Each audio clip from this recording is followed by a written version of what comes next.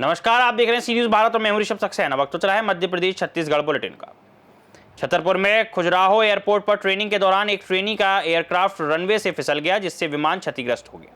हादसा कैसे हुआ, इस रिपोर्ट में देखिए। खजुराहो एयरपोर्ट पर ट्रेनिंग के दौरान एक ट्रेनी का एयरक्राफ्ट रनवे से फिसल गया, जिससे विमान क्षतिग्रस्त हो गया, लेकिन बड़ा हादसा टल गया। बचाव दल ने पायलट और ट्रेनी को सुरक्षित निकाल लिया, जबकि एयरपोर्ट कर्मचारी, एसडीएम, तहसीलदार और फायर ब्रिगेड मौके पर मौजूद थे।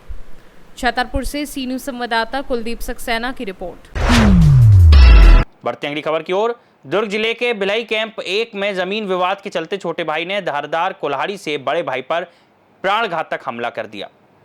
क्या कुछ पूरा मामला है, देखिए इस खास रिपोर्ट में। दुर्ग जिले के भिलाई कैंप 1 में जमीन विवाद के चलते छोटे भाई ने धारदार कुल्हाड़ी से बड़े भाई पर प्राणघातक हमला किया, जिससे मौके पर ही बड़े भाई की मौत हो गई।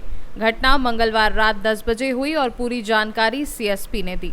सर, क्या पूरा मामला है? छावनी थाना क्षेत्र में नंदनी रोड में दलबीर सिंह भवन है, वहाँ पास में कुछ परिवार रहते हैं, अधिकतर पंजाबी समुदाय के हैं, जिनमें दो भाई के बीच में ज़मीन संबंधी विवाद था। घर के ज़मीन को लेकर के डिस्प्यूट था। उसमें छोटे भाई ने, जिसका नाम राजवीर सिंह है, उसने अपने बड़े भाई का मर्डर किया है। मृतक का नाम महेंद्र उर्फ बउआ है। मृतक और जो आरोपी हैं, ये दोनों एक ही घर में रहते थे, कई परिसर में रहा करते थे और पुरानी रंजिश के चलते इन दोनों के बीच में अक्सर लड़ाइयाँ होती थी। आज शराब के नशे में दोनों लगातार लड़ाई कर रहे थे और फाइनली जो आरोपी है राजवीर ने कुल्हाड़ी का प्रयोग करते हुए अपने बड़े भाई का यहाँ पर हत्या की घटना को अंजाम दिया। दुर्ग से सी न्यूज संवाददाता धर्मेंद्र गुप्ता की रिपोर्ट। बढ़ेंगे अगली खबर की ओर। ग्वालियर में एक ठेकेदार को शेयर ट्रेडिंग में निवेश का झांसा देकर करीब 91 लाख रुपए की ठगी हुई। देखिए ये खास रिपोर्ट। ग्वालियर में एक ठेकेदार को शेयर ट्रेडिंग में निवेश का झांसा देकर करीब 91 लाख रुपए की ठगी हुई। आरोपी ठगों ने ऑनलाइन अकाउंट में करोड़ों रुपए का बैलेंस दिखाकर भरोसा दिलाया और लाभ का दिखावा किया, लेकिन जब बड़ी रकम निकालने की कोशिश की तो अकाउंट फ्रीज होने का मैसेज आया और टैक्स के नाम पर 42 लाख रुपए और जमा करने को कहा गया। ठेकेदार ने धोखाधड़ी समझकर पुलिस से शिकायत की, जिसके बाद क्राइम ब्रांच ने जांच शुरू कर दी है। ग्वालियर के क्राइम थाने में एक साइबर ठगी का मामला आया है, जिसमें जो है फरियादी जय सिंह चौहान ठेकेदार हैं, कॉन्ट्रैक्टर हैं, गोले के मंदिर थाना क्षेत्र में रहते हैं।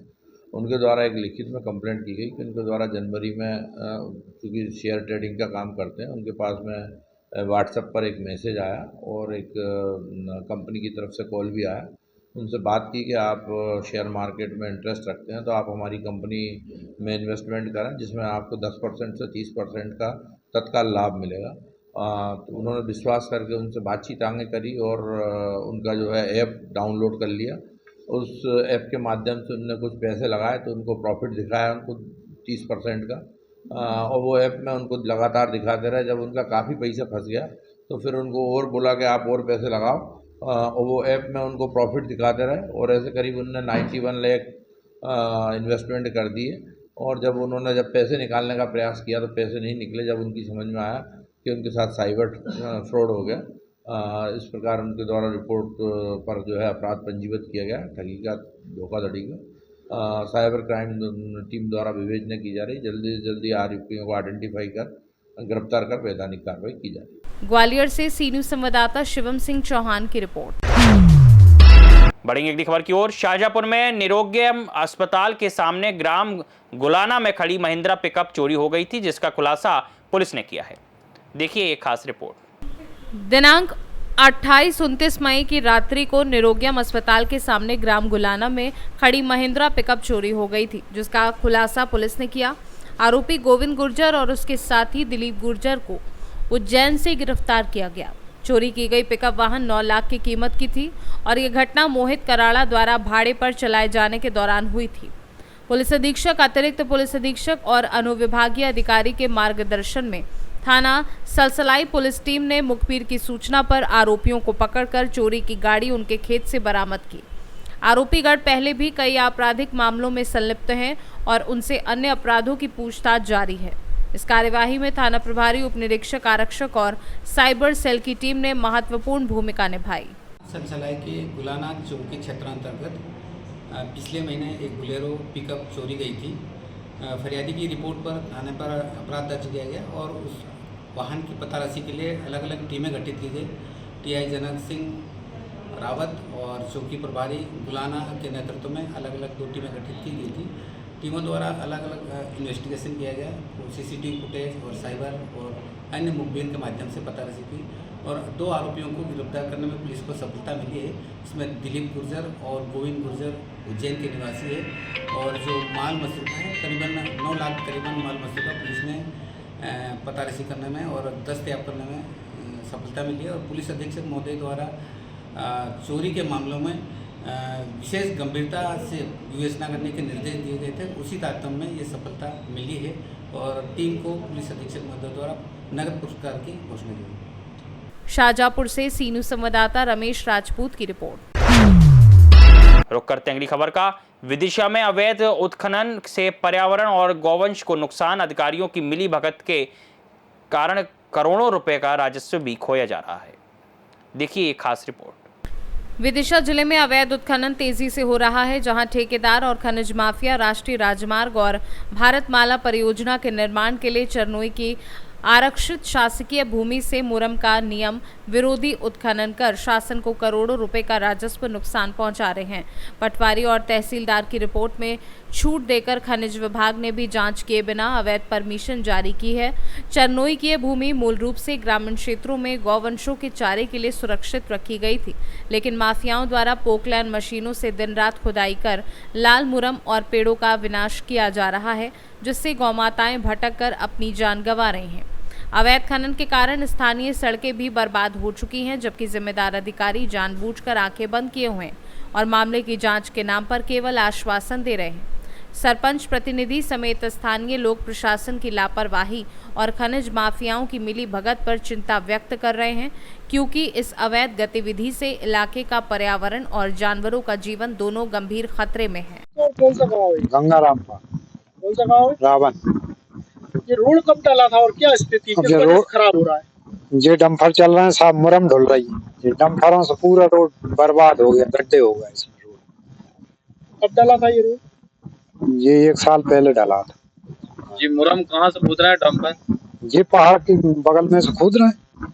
क्या बोलते हैं तो कहा, कुछ पहाड़ का नाम भी बोलते हैं ना, कुछ बूधे का पहाड़। बूधे का पहाड़ हाँ। है ना, वहाँ से खोद के लाए। कब से ये पहाड़ है दादा?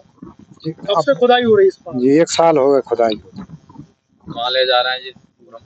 ये रोड पे ले जा रहे हैं, ये हाईवे रोड डल रहे हैं, जिसके कारण ये सड़क खराब हो गई। हाँ। कभी अधिकारी वगैरह आते हैं देखने के कुछ गलत काम हो रहा है, उत्खनन चल रहा है? कोई अधिकारी नहीं है। क्या परेशानी आई यदि ये रोड खराब हो जाएगा? रोड खराब हो जाएगा तो वाहन चलने में दिक्कत आएगी, पढ़ने वाले बच्चों को दिक्कत आएगी आने जाने में, किसानों को ट्राली ले जाने में दिक्कत होगी जब रोड खराब है। खेत भी है। अरे सब किसानों को खेत लगे, गनमन किसके नहीं है? और जिस गांव के किसान है गनमन खेती लगी, फसल गुलाने ले जाने परेशानी दिक्कत होगी।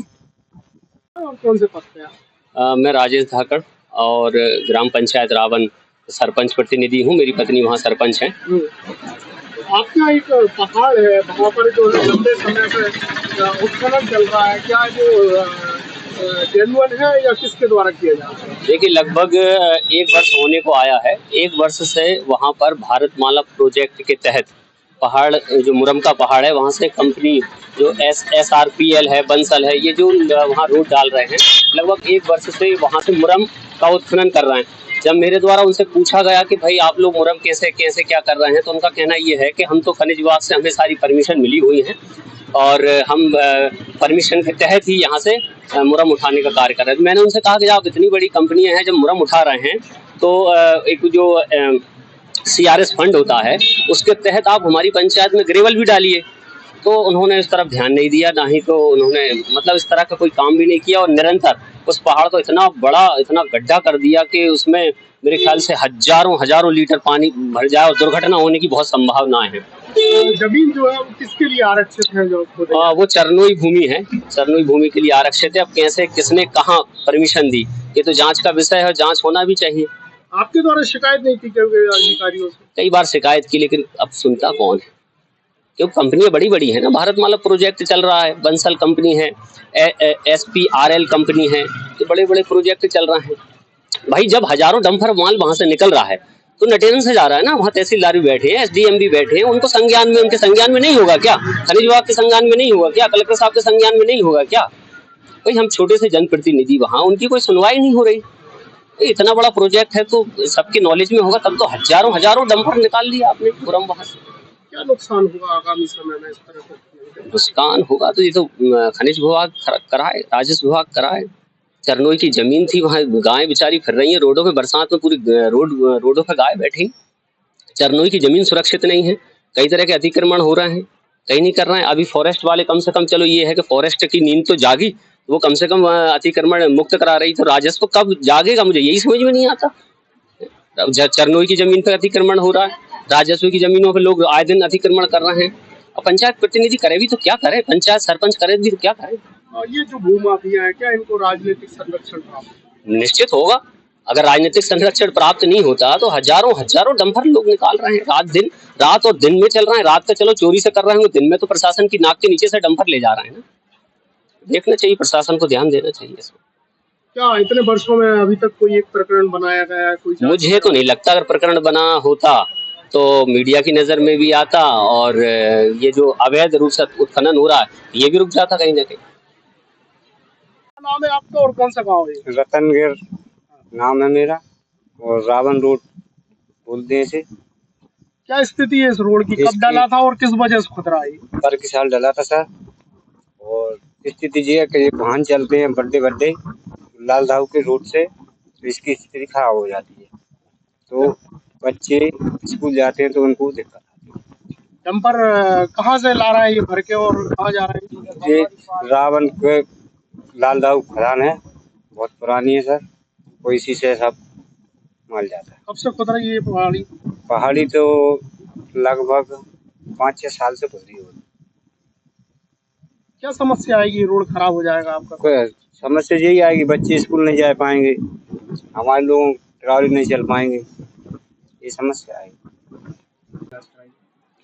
एक शिकायत के आवेदन पत्र प्राप्त हुआ है जिसपे कलेक्टर महोदय द्वारा जांच के निर्देश दिए गए हैं, उसमें जांच कार्रवाई की जाएगी। नटेरन क्षेत्र में की गई कार्रवाई के संबंध में हम आपको जानकारी लेकर बता पाएंगे। अभी चरनोई भूमि है 391, वहाँ पर जो है चरनोई भूमि पर परमिशन दे दी गई, वहाँ अवैध उत्खनन चल रहा है। क्या आपके विभाग द्वारा परमिशन या अनापत्ति प्रमाण पत्र दिया है? चरनोई भूमि पर जैसा आपके द्वारा बताया गया है कि वहाँ परमिशन दी गई है, तो परमिशन दी गई है तो अवैध उत्खनन नहीं हो सकता है।